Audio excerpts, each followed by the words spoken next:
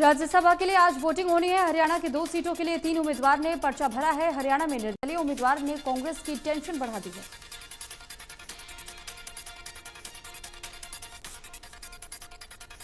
कांग्रेस के बाद अब प्रदेश में सत्तारूढ़ भाजपा जसपा गठबंधन सरकार ने भी अपने एमएलए की बाड़ेबंदी कर दी है। बीजेपी और जेजेपी ने अपने सभी विधायकों को मोहाली के 7 स्टार रिजॉर्ट सुख विलास में पहुंचा दिया है।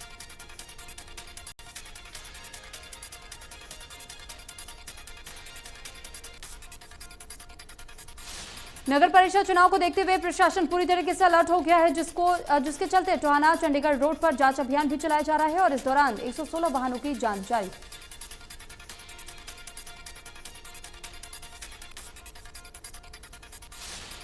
राज्यसभा चुनाव के लिए इनेलो का कार्तिकेय शर्मा को समर्थन। अभय चौटाला बोले, निर्दलीय प्रत्याशी को दूंगा वोट। कहा, कांग्रेस को किसी भी कीमत पर वोट देने का सवाल ही नहीं।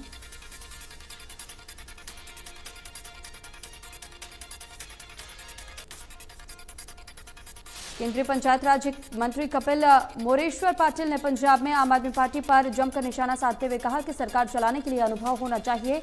1 महीने में ही पंजाब का मंत्री भ्रष्टाचार में पकड़ा गया, अब ये सबके सामने आ चुका है।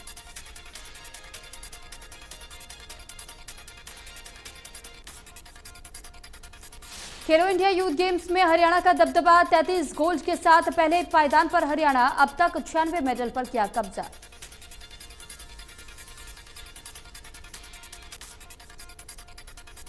सांसद सुनीता दुग्गल ने सिरसा से भटिंडा नई रेलगाड़ी को हरी झंडी दिखाते हुए कहा, संसदीय क्षेत्र की आवाज को एक और समस्याओं को मजबूती से संसद में उठाया गया है और इसके सकारात्मक परिणाम मिल रहे हैं।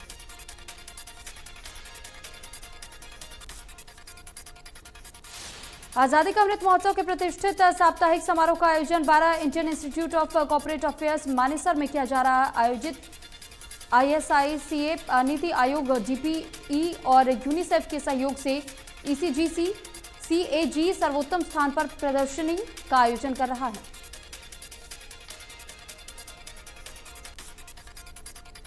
कैथल में स्वास्थ्य कर्मचारी संघ हरियाणा के बैनर तले स्वास्थ्य विभाग के कर्मचारी 1 दिन के लिए धरना प्रदर्शन कर रहे हैं और वहीं प्रदर्शनकारी कर्मचारियों का कहना है कि उनकी मांगों को अनदेखी हो रही है और उनकी मांगों को नहीं माना जा रहा है।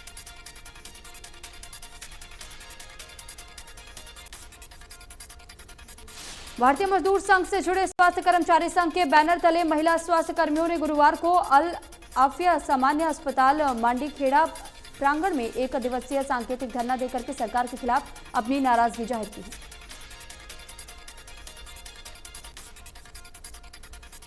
रतलाम में बदमाशों ने हत्या कर शव को प्लास्टिक बैग में बंद सुनसान जगह पर फेंक दिया। बदमाशों की तलाश में जुटी पुलिस।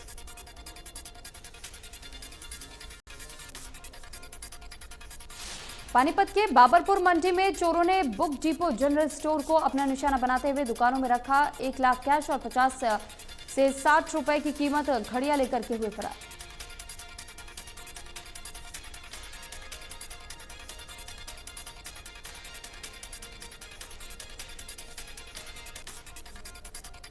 रेवाड़ी में 2 गैंग के बीच हुई ताबड़तोड़ फायरिंग में एक राहगीर के साथ दोनों गैंगों से जुड़े 3 लोगों को लगी गोली। दोनों तरफ से चली 20 से ज्यादा राउंड गोलियां।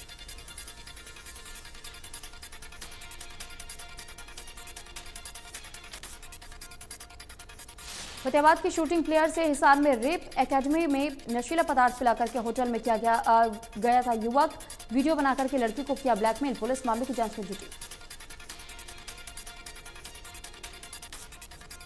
गुरुग्राम के सेक्टर 65 में निर्माणाधीन इमारत में बड़ा हादसा हो गया, जहां 20वीं मंजिल पर काम करते हुए 3 मजदूर नीचे गिर गए, जिसमें कि 2 मजदूरों की मौत हो गई और एक गंभीर रूप से घायल है।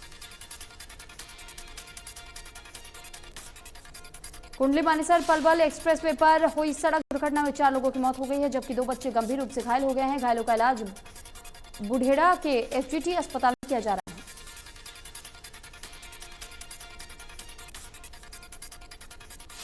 कुंडली इंडस्ट्री एरिया में सेक्टर 53 में स्थित गाड़ियों के फिल्टर बनाने वाली फैक्ट्री में भयंकर आग लग गई, जहां पर दिल्ली फायर ब्रिगेड के कॉल करके फायर की गाड़ियां मंगवाने का प्रयास किया तो फैक्ट्री मालिक को निराशा मिली।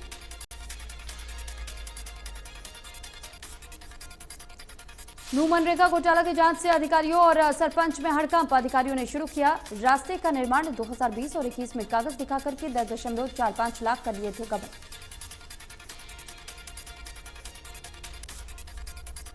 हरियाणा में पिछले 24 घंटे में कोरोना के 348 नए मामले सामने आए हैं और 111 मरीजों ने कोरोना को मात दी है। गुरुग्राम में पिछले 24 घंटे में कोरोना के 161 नए मामले सामने आए हैं, जबकि 106 मरीजों ने कोरोना को मात दी है।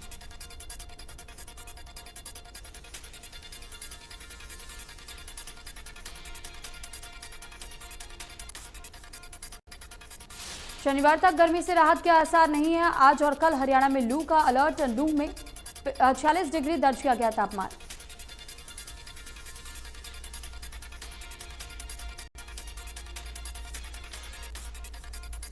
धर्मनगरी कुरुक्षेत्र में जल्द मानसून आने की संभावना है। नगर के अधिकांश नालों की अभी तक सफाई नहीं हुई है और इसे लेकर के लोगों में चिंता बनी हुई है।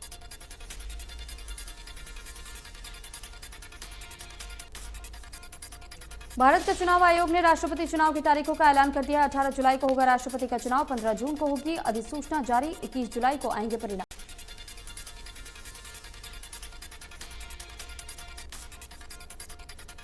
प्रधानमंत्री नरेंद्र मोदी ने कहा कि पिछले 8 सालों में भारत की बायो इकोनॉमी 8 गुना बढ़ गई है। $10 अरब से हम $80 अरब तक पहुंच चुके हैं।